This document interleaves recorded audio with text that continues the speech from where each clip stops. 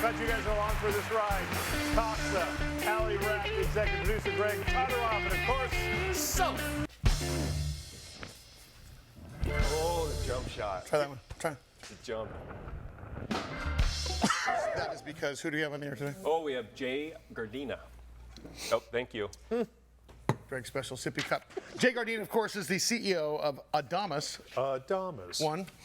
Stock symbol JEWL. He joins us. Hey, Jay, great to talk to you. I know we had a busy week last week. For our guests that have not, since we're in 15 million homes in Bloomberg, Mexico, where this is airing along with the 110 million homes on Biz TV and such, along with American Forces Radio Network. There's a ton of people who haven't seen your story. I want to start from scratch today. Talk to us about this high-tech company that is actually in the lab-grown diamond business. So Adamas One, we're based out of Scottsdale, Arizona. Corporate offices, our manufacturing facilities in Greenville, South Carolina. We're all U.S. made. We have 36 patents, obviously all around the making and production of lab-grown diamonds. We produce them by a process called CVD, chemical vapor deposition, which very simply, means turning the gas into a solid. In the early 1990s, a gentleman by the name of Dr. Linares thought, hey, look, I think I can turn carbon-rich gas into a diamond, and he actually did it. Wow. So we bought his patent portfolio as well as their manufacturing facility in Greenville and kind of went off from there. Yeah. We looked at, right now when we look at the scape of lab-grown diamonds, it's grown, it's a hockey stick plus, straight up growth. And just like you look at the commercial, environmentally friendly, social conscious, as well as it's a great value proposition. So we pride ourselves as being able to make some of the best, highest quality, highest clarity diamonds and best colors in the world right now. Jay, of course, my mind goes to, my God, I can get my wife the world's biggest diamond. It's not going to cost me an arm and a leg. But as you get bigger with what you're growing in the lab, does the clarity hold with a larger diamond than maybe a normal-sized one? He's asking for a friend. Yeah. Just asking for a friend. And that's actually a very good question. So it's just like everything. Mother Nature always plays a part in the role of the manufacturing process. So our goal is always to make a DEF color diamond, right? And then from a clarity standpoint, we try to do a VS2 or better clarity. And we usually hit those targets. Our goal always would be to, be a VVS1D color diamond, or actually internally flawless, which is extremely rare. About as rare as it is in, getting out of Mother Nature, a flawless diamond. Hey, but I mean, the larger we grow them, obviously, the more imperfections or the availability of more imperfections are. Allison, what's more important? The quality of the diamond or a big fat rock on your finger that looks like this? Hi, I'm Allison. Nice to see you. I just got engaged.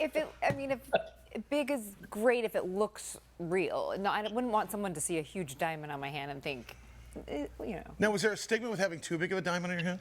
The average, the size I like seeing on people's hands, anywhere between a 2 and a 4 carat diamond. When you start getting that 5, 6, 7, 8 carat, it might be a little big, depending on the occasion, right? My wife walks around with a 10.5 carat. She can play off. She's very tall, so it doesn't look. Yeah, but you look like you look like a rock star, Mike. For your pinky ring. Yeah. What are you thinking? What kind of size diamond do you want to think for his pinky ring when he starts singing Engelbert Humperdinch? He's got that pinky ring going. That's right. Tony, hey, we're having a great time. The bings and the bangs and the bobbles and the Big Biz Show. Honestly, what is the average Liberace line for him? Right. What is the average size diamond that's purchased? Is there an average across the board? We look at it in the 30s, the average size engagement ring was a 2.5, like a 25 point or a quarter of a carat, a third of a carat. Now it's starting to crest over that, 1 carat mark, 1.5. With lab grown, it's really starting to increase. When we were growing stones originally, it was, that 1 carat was our target, 1.5 carat diamond size for a round brilliant. Now our target's more of that 2 to 3 carat range, just because it's more cost effective, I think, when people are going in to get engaged. But that's really where the even push is right now.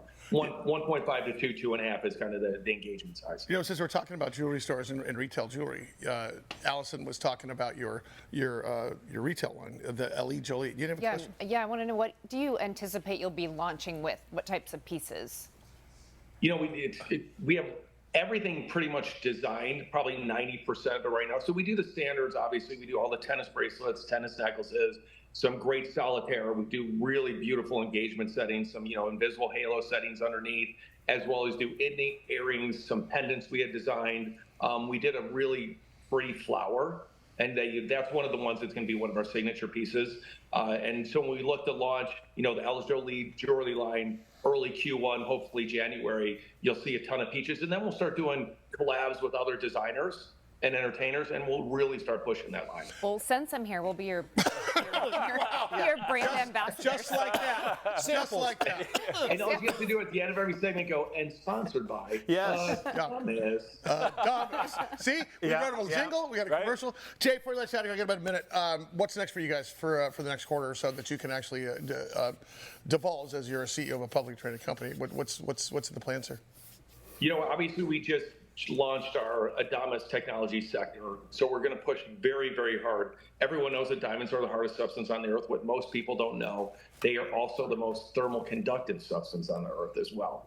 Therefore, when you talk about semiconductors, computers, supercomputers, the Oak Ridge Laboratory just won the fastest computer in the world contest. So now we start looking at how do we use lab-grown diamonds first as a heat sink, right, to dissipate the heat, and then eventually to build the whole semiconductor chip out of a diamond substrate. So we really want to make sure that we're the pioneers in that, and we push very strongly into it. Our COO, Jerry McGuire, 23-year C-level executive at Wait a minute. Yeah. A CFO. Show me the money, Jerry. We all went. A CFO. Show me the money, Jerry. Show me the money!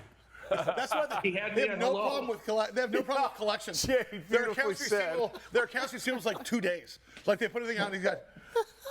Did you hear what he said? He goes, he had me at hello. Hey, Jay, you got to get your butt out here to San Diego again. I really appreciate it. One more time, Jay Gardina with Adamas One. Adamas. Thank you. Stock symbol JEWL.